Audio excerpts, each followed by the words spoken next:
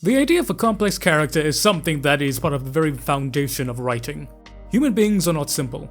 We do things for various reasons and for various wants. Sometimes they make sense, sometimes they make absolutely no sense.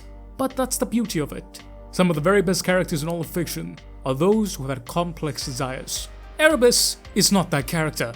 Erebus is a piece of shit. Erebus. Erebus is objectively the worst character in all of 40k. Everyone hates him, as they should. He's an irredeemable, unredeemable psychopath, and he deserves all the hate that he gets and not more. One of the greatest tragedies that some say in all of 40k is the fact that he managed to live through the heresy. But while he lived through the heresy, he did not always get his W. In fact, there are many times where he took an L that rightfully deserved. And today, ladies and gentlemen, we're going to be covering the 3 times that Arabus truly got what he deserved, aka getting put in his goddamn place like the little bitch he is. Because once again, for those in the back, Arabus. So normally when I do lists like these, I love to leave the best for last, as is per tradition. However, this is something rather different. This is Erebus, so I'm gonna start off with the one that everyone was waiting for, the one that we all know, and the one that was on the thumbnail of this video. When Erebus gets his absolute shit kicked in by Khan. So to set the scene for you, the Shadow Crusade is currently in full effect. The Shadow Crusade being the joint World Eater and Wordbearer operation to ravage the worlds of Ultramar, and they're doing pretty well. Ultramar can be said to have 3 main capitals, one being Macragge, the OG main one, Calth, which has been previously wrecked via the Calth betrayal, and of course Armatura. Essentially, that's like their version of Cadia. It's the main recruitment ground and training world. Basically, it's very important. So important that it's quoted by the Ultramans as saying the whole Legion could be wiped out. But so long as one brother survived and the world of Armatura lived, the Legion could be rebuilt back to full strength. Thus, the Word Bearers and the World Eaters want to absolutely destroy it. And they managed to, and leading the charge are 2 of the Legion's greatest, that being Khan, first captain of the World Eaters, who's kinda losing his shit a little bit, and the Chosen of Lorgar, first of the Galvorbak, Argel Tal. Argel Tal is arguably a pretty good guy. Despite being placed in a shitty situation, and despite being a traitor, everyone loves him. Because, you know, he's the definition of just because he's a bad guy doesn't mean he's a bad guy. And one way that helps him ingratiate to people is that he tries to keep Khan on track. As Khan and his legion slowly falls to the madness of the Butcher's Nails and thus Khorne, he manages to try and keep Khan on the right path. So lo and behold, that's what he tries to do. And he manages to do that. And they have a true friendship that seems to endure almost anything. Almost anything. Because it turns out Erebus just hates that shit. The thing is though, he has a reason for hating it. And it's not just because he likes anything nice, good and clean, unlike him. You see, Khan needs to evolve into madness. He needs to become Khan the Betrayer, the bloody lord of the World Eaters. But if he has Argel Tal backing him up, that's never going to happen. Argel Tal represents stability, it represents normalcy, and it represents sanity. 3 things which Khan does not need and cannot have if he is to become the Betrayer. Arabus knows this, and Arabus being the motherfucker that he is decides that he's going to influence things. And slowly, throughout the entirety of the Shadow Crusade, he begins manipulating Argel Tal into positions to try and get him killed. But Argel Tal manages to pass through each and every one of them. That is, however, until we get to the very end of the Crusade. And there, with Argel Tal being engaged in combat, Erebus finally shows his hand, pulling out the Athame, a magical dagger capable of killing all and every, including those possessed by a demon. And lo and behold, the light of the Word Bearer's Legion was stabbed in the back, and lo, he fell to death. With this, Khan loses his shit. He is beyond fuck off mad, and the only thing that he can think of is vengeance. Problem is, no one really knows exactly what happened, and more importantly, no one knows who killed Argel Tal. No one, except for one person. And Lorgar does something that everyone has to give him props for, because he too fucking hates Erebus, because Erebus is a motherfucker. So he calls in Khan, and he simply asks him, would you like to know who killed Argel Tal? And as you can imagine, Khan really wanted to know. Thus, we then find Erebus, as he's now in the fighting pits aboard the Conqueror, for it turns out a bunch of the Word Bearers and the World Eaters are training with the fighting pits, and vice versa. Though Erebus is having a good day so far, but that's because he hasn't yet met Khan. And, well, I'm just going to enjoy this moment with y'all together. Erebus bowed to the crowd, facing the applause of thundering fists against bare chests. The deactivated Crozius in his hand was flecked with blood. First blood. And ever the dignified victor, Erebus offered a hand to help Skane up from the deck. The sergeant took the proffered hand, gripping it with his new augmented limb. A fine bout. the first chaplain said. The World Eater still hadn't had his throat mechanics repaired, thus leaving him speechless. But he grinned and nodded in place of words, and moved back into the crowd. The Varus stepped forward. So did Khan. The crowd on the edge of cheering at the first warrior fell silent at the sight of the second. The captain said 2 words to the Triarii Centurion. Let me. The Varus saluted and backed away. First blood? Erebus asked. The axe in Khan's hand was Gorechild, toothed by mica dragons, and once thrown from the hands of a Primarch. He chained it to his bare wrist in imitation of the Syrian gladiators, those whose bones he'd seen and honored mere days before at Eshkala Ridge. The captain was stripped to the waist, as were all warriors present. Sanguinous extremis, Khan said. Some of the crowd breathed in, showing their shock as the humans they once were. Others laughed or cheered, more fists beat against chests. Erebus regarded Khan with cold, composed eyes. Several seconds beat in silence, before the word-bearer's lips curved in a soft, indulgent smile. Bold, Khan. Are you Gorechild revved for the first time since his rebirth, eating air with the throaty snarl of an apex predator. That interruption was the only answer Khan would give, and Arabus raised his crozius in reply. Come then. 3 blows. The first, Khan smashed them all aside with the flat of his new axe. The second, he cannoned a headbutt into Erebus's nose, breaking cartilage with a wet crunch. The third, Gorechild tasted blood, ripping across the chaplain's chest, carving a canyon of flesh over the dense supermal armor of the warrior's black carapace torso implant. All of this happened in the time it took Erebus to blink. No one could move as fast as Khan moved, no human, and nothing mortal. The chaplain threw himself backwards, crozius up high to guard. Khan walked forwards, gunning Gorechild's trigger. The crowd was silent now. This was a Khan they'd never seen, not even on the field of battle. Another 3 blows, delivered with the same blinding speed. Erebus's maul clank skidded across the deck. He took a fist to the throat, and then a boot to the stomach, knocking him back with enough force to send him crashing onto the blood-stained iron grillwork. He looked up at Khan. From the ground, he saw his death in the World Eater's eyes. He'd never seen this before, not in any paths of possibility. It couldn't be happening. It couldn't end like this. He was Destiny's hand. Khan looked down at him, clearly allowing time for the chaplain to recover his crozius. Get up. Arabus rose, his mace in his hands again. He attacked this time, showing the speed and skill that allowed him to hold his own against Lucius of the Emperor's children and Loken of the old lunar wolves. His crozius trailed like killing lightning, buzzing furiously as it thrummed through the empty air again and again. Khan weaved aside from every blow, quicker than a blink, surely quicker than muscles could ever allow. Their weapons crashed together. Khan had parried the last blow. Arabus expected accusation in the World Eater's eyes, or surely anger. He saw neither. Worse, he saw a bored indulgence. The captain even sighed. 3 more blows. Arabus was on the deck before he knew how. Pain flared across his chest, hot and urgent, matching the thick throb of his smashed face. He reached to touch the wound with a hand that was no longer there. His hand. His hand was on the deck, several meters away. Blood leaked from the chewed veins nestled in the meat of his severed limb. Turning unbelieving eyes downwards, he saw now where his arm ended at the wrist. Going to need an augment for that, Cargo said from the crowd. Several warriors laughed, but few with any real relish. They were too fascinated by what was unfolding. Erebus looked up at Khan again. He was just waiting. Get up.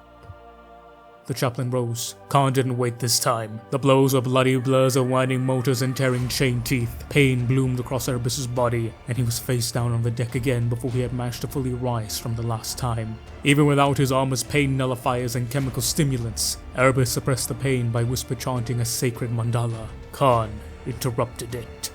Get up. Erebus actually tried, but he froze when he felt Gorechild's teeth against his spine. The idling chain blade was purring and breathing out on its Promethean fuel stink. The axe's still teeth kissing Erebus's vertebra. Never, not even in fragmentary glimpses, had he foreseen this duel. It couldn't end like this. He couldn't die here. There was so much to do. Cygnus Prime, Terra herself, in all the 10,000 futures. Erebus had seen himself fighting the Long War to the very last. The very same second Erebus reached for the ritual knife at his belt with his remaining hand, Khan pulled the chain axe's trigger. There should have been a scream. Everyone expected it. Every warrior present waited to hear the first chaplain, the word-bearer, shriek as Gorechild bit into his flesh. But there was nothing beyond the rotating whine of an axe blade chewing empty air. No one seemed surprised at the display of word-bearer's sorcery. Even fewer were surprised at the cowardice. Khan turned away from the blood marking the deck, leaving the circle without a word. Hello, ladies and gentlemen. We see something rather beautiful, but also interesting and sad in equal measure. Most people tend to focus on Erebus getting his ass kicked, which, rightfully so, he deserved it. But I want to put a little attention to Khan. There is no blind rage. There is no terrible anger. There is nothing. There's just a quiet, saddened pain. This is a necessity to Khan, but it's different. Rather than an overwhelming of emotion, there is an absence of it. And this represents Khan coming full circle, but full circle in all the wrong ways. The acceptance of death, Argotal's death, and the acceptance of what he is, and what it is. It is my belief that at this moment, Khan stopped caring. He truly stopped caring about everything, and fully gave himself over. It didn't matter who, what, when, where, or why. All that was left was merely the act of killing, but there was no anger in it. There was no joy. There was simply the act. And Arabus just happened to be the first of many skulls that would be reaped. It's funny. People focus so much on how Arabus got his ass beat that they forget that this is important for Khan as much as Erebus. For Erebus, this is him getting a fucking wake-up call that, hey, you are not that guy, my pal. But for Khan, this is a culmination of everything. This is who he is now. The other path that was available with Argotal is gone, and Khan somewhat knows that. It's an interesting bit of development for Khan's character that often gets overshadowed by people way hyping that Erebus finally got his ass kicked. But whereas this is the first and the greatest of Erebus getting his ass absolutely put in place, it's not the last, because we still got two more. But from the greatest Chaos Space Marine of the World Eaters to the greatest Chaos Lord ever, let's talk about that one time that Horus gave Erebus a facial. And it's not at all what you're thinking. Though, given how embarrassed he was, it probably should have been more like the latter. Basically, there is a trap at Cygnus. The Blood Angels are a nasty threat. Sanguinius is completely loyal. He also commands the Blood Angels, which are a fucking deadly foe to fight. Horus is not one to fight them. The Chaos Gods do not want to fight him, except Khorne. Khorne wants him, but he settled with Angron. Such. Thus, Horus sets a trap for Cygnus. Horus is one of the very few people who know about the Blood Curse, that being the Red Thirst. And again, obligatory mention about the Blood Angels, the Red Thirst and the Black Rage are not the same thing, they're two different things, but the Red Thirst can sometimes lead into the Black Rage. The Red Thirst is the inherent flaw with the Blood Angels' gene seed. It drives them to want blood, flesh. Now, the logical reason this is due is because of an overactive omophagia gland. The other reason, however, is the fact that Sanguinius was meant to be the vessel of the twin gods of Baal, but more about that in another video I did. But regardless of who, what, when, where, or why, the Blood Angels like to eat flesh. And sometimes it can drive them mad. When this happens, they become literal ravaging zombies that eat anyone and anything. A deep secret which Sanguinius is very ashamed of. And Horus is the only one who knows it, because during a joint deployment with the two together, Horus found out about one of the Blood Angels going like that, and agreed to keep the secret. However, Horus had now become traitor, and consumed by the Chaos powers, and thus he used that trust in Sanguinius to bait him. Basically said that, hey, if you step into this device, it will cure the Blood Angels of the Red Curse. I promise. And it was located in the Cygnus cluster. Sanguinius, being the chap that he is, was willing to give up pretty much everything so that his boys could be free. However, the rest of his boys were not as trusting. Thus, instead of him stepping in, one of his librarians stepped in the chamber. And then lo and behold, when that happened, demons, a bunch of demons, all the demons, every demons. And we get the first bout of the Bloodthirster versus the Angel. And despite there being a terrible fight between the two, the Blood Angels are able to get away. Sanguinius is not corrupted, they may be bloodied, but they're still a very much intact legion. Well, intact-ish. Basically, this is a little bit Whilst they didn't come away completely empty-handed, Erebus securing a Blood Angel apothecary known as Markos, but corrupting him into something now called the Red Angel, which is a whole nother story. He then presents him to a gift to Horus. He then complains to Horus that the whole situation at Cygnus should have been handled differently. Horus is not amused. and lo and behold, shenaniganery ensues. A mixture of gruff amusement and irritation at this presumption moved throughout the assemblage in the court, and Horus let it die away. Circling the possessed figure, he finally nodded to himself. "You will be of use." He turned to walk back to his throne. "Of use?" Erebus repeated. His tone halted the War Master mid-step. "This freak collision of effect is plucked from the rubble of a failed endeavor, and that is all you have to say on the matter." "You take issue with this?" Horus's voice was deceptively calm. It was the manner of Erebus to be metered and calculating in all things, or at least it had been at the beginning.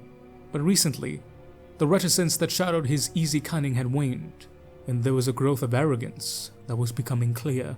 "The trap at Cygnus failed." The Dark Apostle bit out the words. "The Blood Angels should be at our banner." He jabbed a finger across the floor. "Sanguinius should be kneeling before you, bathed in blood and broken. Instead, this remnant is all we have to show for our effort." Arabus frowned. "So much had been put into the construction of the cults and the blood veins. We needed that legion. We would have that legion if you had not intervened." Horus showed no sign of irritation at the veiled accusation.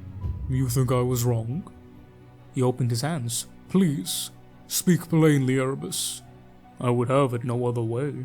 That Erebus took the next step was the clearest indication of how much he had changed since Davin. "You broke the pattern. You disrupted the flow by offering skulls to the bloodthirster, all because you did not wish the angel to stand among us. You did not want a rival in our ranks. The Blood Angels walk the Scarlet Path, but now they will never be ours. The ruinous powers will not be pleased." The Apostle's brief tirade died away into silence, and no other sound rose beyond it. There came a flash of shock, quickly smothered, as too late, Erebus arrived at the understanding that he had overstepped the mark. Horus studied him, examining the dense line of text tattooed across the wordbearer's face and neck. "I admit, I am displeased at this turn of events. Sanguinius's death would have served many purposes, even if my vanity was one of them." He grinned.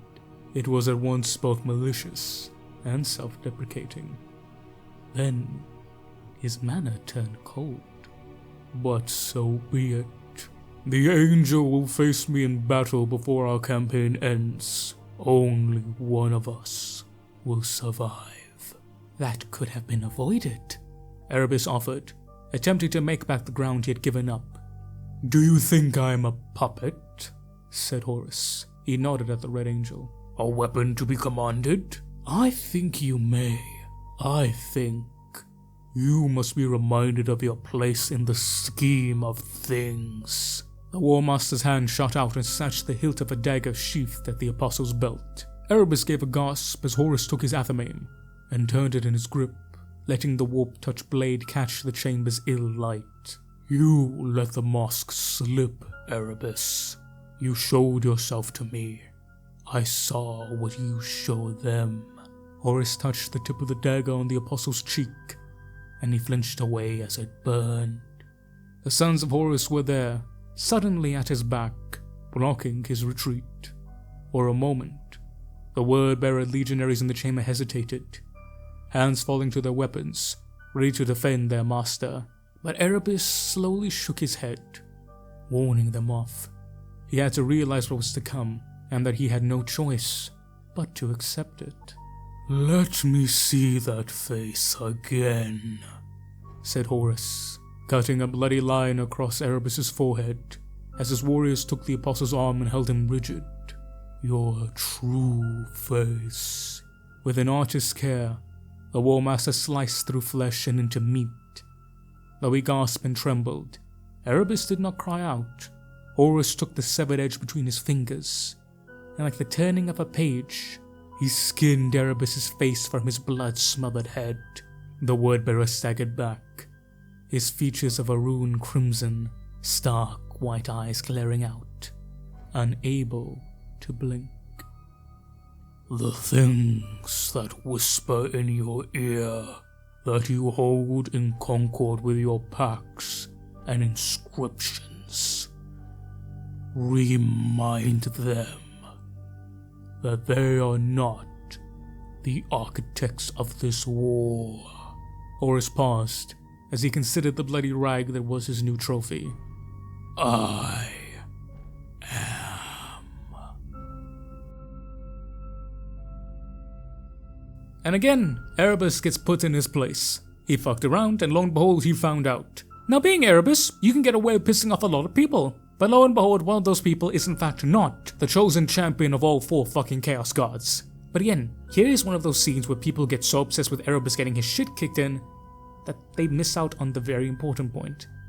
And that is the change in Horus. Horus had always been charismatic, he'd always been cunning, and he's always been someone who was diplomatic and planning. But here we start to see chaos creep in. More and more and more, there is a different side to Horus. It's a side that is more sadistic. One that craves pleasure in every act. And in essence, it's showing all 4 Chaos Gods. Blood of course being Gorn, the pleasure taking in Slaanesh, the whole hilarity of the diplomatic situation being Tzeentch, yet in the end nothing changed. And lo and behold we have Nurgle. And this also shows why the traitors truly failed. Disunity. For as much as they preached they were in service of one person, whether they were in service of guards or primarchs, or whether they wanted to hate the Emperor, they never truly could unite. It didn't matter who, what, when, where or why. Backstabbing and nonsense was common. So much so that something like this, the leader of your whole rebellion, is skinning one of the top guys and you as a wordbearer have to sit there and watch because it's the politics of the matter. The traitors were their own worst enemy.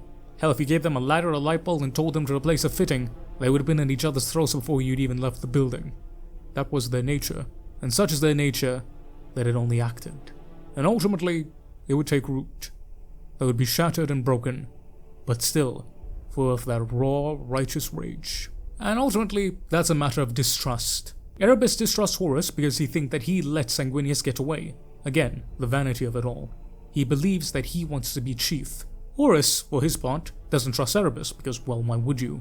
He's scheming, conniving, cunning in equal measure. Again, there was no trust, there was no fraternity, there was nothing. There was less than nothing. But there was hatred and spite. And Arabus got exactly what he deserved, as did what most traitors did. But ladies and gentlemen, those are the 2 examples of Arabus getting physically fucked. But now, I'm going to end up with the 3rd one. But in my opinion, this one stings the worst when you really look into it. So Erebus, after getting his back blown out by Khan and getting his facial from Horus, then goes to Terra. And he decides, you know what, I am going to do something. During the Siege of Terra, he goes on a bunch of disguises, doing a whole bunch of nonsense, for he is simply known as the Apostle of the Unspeaking, whatever that means. And he decides that he's going to serve the ruinous powers, which includes killing a whole lot of people, tracking down All Person and his group, as well as fighting Immortals and Perpetuals. But part of this is that he wants to get Erda on cause. He knows that Erda hates Big E, thus she believes that if he were to offer her as an ally, she would come to him. And thus together they will be able to put down Big E and get her to join him. Thus, lo and behold, he travels to Terra, and he finds her, but she, having left Big E when she yeeted the Primarchs into the warp, now lives in a small home in Mauritania. From there, at first it begins into a conversation. Here Erda and Erebus throw words at each other, and the conversation they have is rather interesting. Erebus glanced around the chamber. It was a strange place. A modest setting, but filled with nice things. Some of the trinkets had the warped stench of extreme age about them, their crude outlines twisting with the imprints of many souls. There was power here. Deep, time-worn power. Hidden away carefully, but still detectable to one with a good eye. It hadn't been easy to break in, even after months of preparation. I meant what I said. I wish to talk. They leave me alone for so long, and now you rush. She shot him a weary look. I have nothing left to say to any of you. I played my part in this sorry game a long time ago, and now wish to retire from it altogether.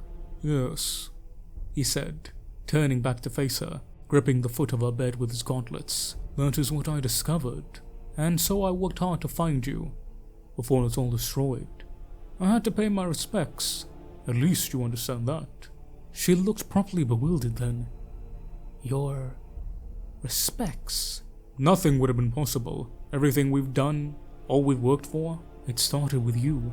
The choirs of the Pantheon still sing of it. You are revered, my lady, by those who know the truth. I had to make the time to be here, even though the trail was a long one, and I had to follow a gang of blind wretches through some tricky patches. But they're on their way now, and now I've ended up where I wanted to be all along, with the architect, the mother of it all. Listen, I don't know what portents you've been studying, but something has gone badly wrong with them. No, I am never wrong. You are the architect, the scatterer, the instrument of the gods themselves. At that, she finally began to lose her composure. Gods, this again! What could you possibly know of gods? Look at you! You're just like some mind-touched devil boy kicked out of the village for poisoning the well. Something has misled you, and I do not care what it is. I only care that you must leave now, before I truly become angry.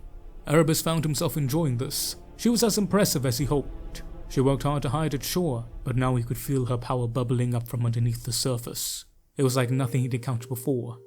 Not an overt, flashy power, but a subtle one, like an aroma.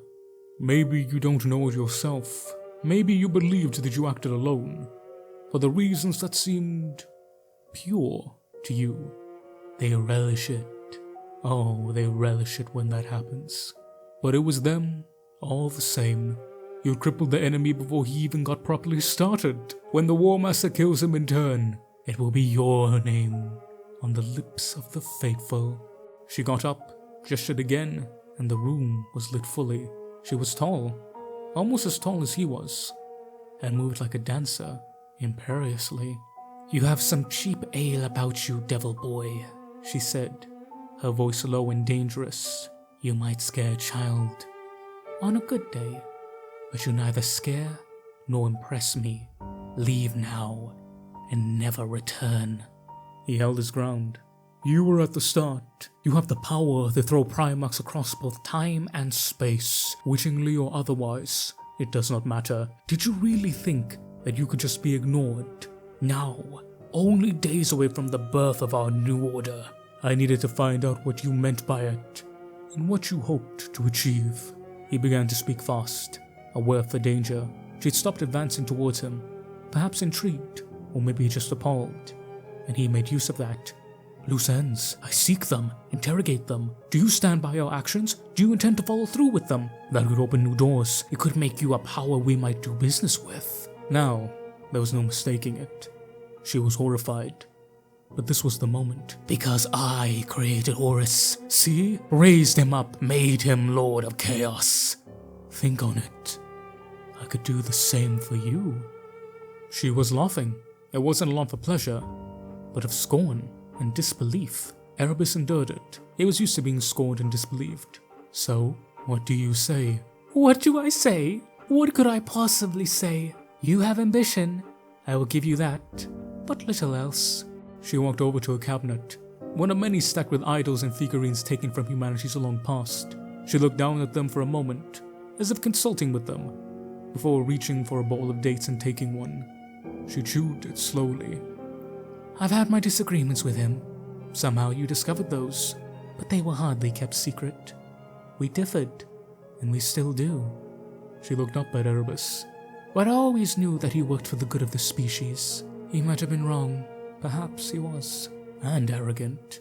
And infuriating. But the threat was real. We had all lived through it. Your masters, however, or what you take to be your masters, they are the end. The closure of a story. I marvel that you could believe I would ever be tempted to serve them. Because you already have. I acted to prevent escalation, something terribly wrong, a twisting of what our ascension was supposed to be. I never acted to aid your cause. What you meant matters little. It is deeds that resonate. You paved the way for everything that followed. No. She turned back towards him.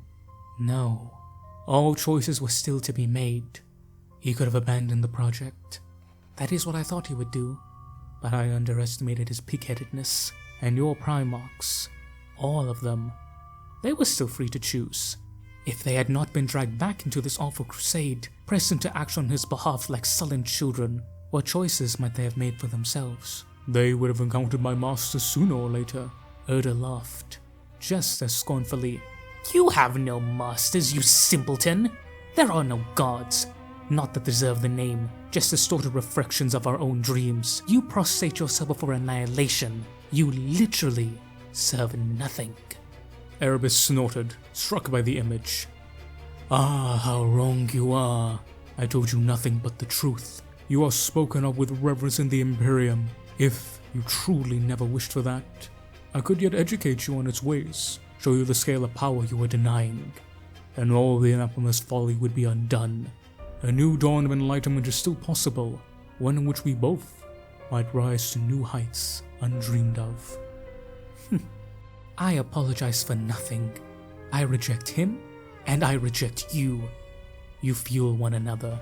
You need one another, and now you are locked so tight in your lover's embrace that I can barely tell you apart." Now me personally, like most of the 40k community, I'm not really a fan of Erda, but I do have to respect her for standing up. She is tired of this, she's tired of the bullshit, and she just wants to sit at home and eat dates. And honestly, I can respect that. But more importantly, this right here with Erebus. Erebus thinks that he knows everything. He thinks that if people hate Big E, that they will want to join him. He has been consumed by his own self-serving prophecy. He thinks that he's all that and a bag of chips. But lo and behold, when he is here, in front of the one person who should join him, who should hate Big E, who should be there, all of a sudden he's convinced himself in his head that this is it. Behold, the Queen of the Warp. He gets a taste of reality. I reject you. I reject all of your nonsense. I am not here for this. Take it and leave. Arabus realizes that he is not who he thinks he is. He is not a big player. For those who truly understand what's going on, reject everything and everything utterly when it comes to the warp. In the end, he is simply a child playing at the game of adults. And here he finds that he is terribly, woefully outmatched. Because after this, Erebus doesn't just go away quietly. No. He summons 4 greater demons, Bloodthirster, Lord of Change, Keeper of Secrets, and Great Unclean One, and together the 5 of them then jump Erda. And Erebus is shocked beyond all rational belief because Erda is not only holding her own against all of them, she banishes all 4 greater demons. But in the end, she is left wounded. And Erebus, limping and bleeding, but still having a goddamn big ol' smirk on his face, thinks that now finally she will accept him. But even in the end, everyone just hates Erebus. "Truly," he said at last, making some progress through the tempest. Obsession, despair, power, these were the things he set himself up against. These are the things I brought with me. Do you see now? Do you see what he saw all those centuries ago? I can admire that. He made a choice, the wrong one, but a choice all the same. You, though. You... He chuckled, pulling a napped blade from his belt. You wanted it always. Metal there, metal here, and then returned to the desert with your statues. The last of the unnatural companions was sent back screaming into the hole of reality, tumbling back down the vortex they had brought with them. Erda fell to her knees, bruised and lacerated, her shifting visage now settled back to how she had been when he arrived. Her dress hung in tattered loops around her, the threads prized apart. Arabus knelt down beside her, hauling her exhausted head up so that she could look at him. "Devil boy, you called me," he hissed viciously, remembering every slight that had ever been aimed at him. "Maybe so. Maybe that's what I've always been. But you see what I can do now, what I can summon when the need arises. So maybe being a devil boy isn't so very shabby." He pressed the edge of the athame against her blood-blotched neck, making the skin stretch. "But I, unlike him, have no pretensions against the divine," he whispered softly. "I would have you raised up as a monarch, had you grasped the chance. Even now, I feel the unfamiliar tug of mercy on my hearts. So now, on the acceptance of the one condition that he has always resisted, I still propose to let you live." Her dark eyes flickered up to meet his. Despite everything, she wanted to hear it. "Worship me," he told her, smiling softly. The fire in her eyes went out. Her limbs went slack. This was the moment he lived for. The instant of total defeat. He watched her swallow, trying to find the words to which to accept his terms, to articulate lips that were caked with her own blood. She drew in a painful breath, and then spat across his helm. She smiled crookedly. I said no to him, she rasped, and he even might have been worth it. And that, ladies and gentlemen, goes to show us just exactly what Erebus is. At the very end, someone beaten, battered, bruised, and on the very edge of God Almighty knows what type of horror and pain, still will never choose Arabus. Because what all these interactions show is that Erebus fails to understand one very important thing. It does not matter how right you are. It does not matter how good you may have done it. It doesn't matter what the destiny may have said. None of that matters. Because at the end of the day, what people love about each other is the unique things that make us, us. The weird quirks, the odd moments of familiarity, the moments of brotherhood and kinship, of strife, all that together, that you cannot plan for. That cannot be predestined. It is those small little moments born in the moment that make people love each other, that make people truly worthy of the title of brother, friend, or lover. Erebus never understood that, because Erebus never really understood what it meant to be human. For if the devils of hell choose you as their one true emissary, how human truly are you? Erebus is the most hated character in all of Warhammer 40k. And yes, that is indeed because of his actions, but it's more so because what he represents. He represents someone who doesn't understand people. He represents someone who thinks they can manipulate any situation to suit their perfect outcome. Yet at the very end of it, he represents someone who thinks that they know exactly what a person is, but in reality, they know absolutely nothing about the human nature and the human heart. And in their effort to create something beautiful and amazing and what they think is perfect, all they do is end up ruining it for everyone else. Because if you never truly understood something, what the hell makes you think you can make it perfect? But yeah, ladies and gentlemen, thank you so very much for watching. I do hope you guys enjoyed today's video. A little bit different from the theory videos. I just had 2 ideas that I wanted to go for. Next video will be a theory video. Probably, hopefully, maybe. But yeah, hope you guys enjoyed today's video. Let me know what you thought down below. Which one of these is your favorite moment about Erebus getting absolutely touched? But ladies and gentlemen, I want to say a massive thank you guys for watching, but even more massive thank you to my awesome members and Patreons. Shout out to my Lieutenant tier members, Mr. Eddie V3, Mr. Major of the Void, and Mr. Curtis Studies. Shout out to my Sergeant tier members, Mr. Damiek, Mr. Warsmith.Fireheart, Mr. Andy McGee, Mr. Matthew Merrill, Mr. Sean IRL7, and Mr. Bullwin. Shout out to my Corporal tier members, Mr. Tremaine the Math Kitty, Mr. Lord Rosarius, Mr. Tech Priest Toaster, Miss Shauna Smithers, Mr. Gentle Salamander, and the Wench of Warhammer. And finally, certainly but not least, shout out to my awesome private tier members, Mr. Thomas Wells Lawns, Mr. Iva_SBW, Mr. Monkey Man, Mr. Michael Ieda, Mr. Diego Castro, Mr. Fortus Udom, Mr. CM Dine, Mr. Eric Mossero, and Mr. Dom Marek. Thank you, I love you, I appreciate you, you're amazing. Sign up today with our memberships, get a bunch of awesome benefits, early access to these videos, behind the scenes stuff, some member only content, but most importantly, you're here to help out your boy with $1 or $2. These videos do take a long time to make, so anything that you can give me I will sincerely appreciate, but remember, this will always be free. So whether you give your boy $1 or not, I will love you just the same. Mwah! But ladies and gentlemen, I've been the General Bradley 101. You've been beautiful, awesome, amazing people. Thank y'all all so very much for watching. Y'all make sure to say hello out there, boys and gals. And I will catch y'all next time. Dismiss, Rangers!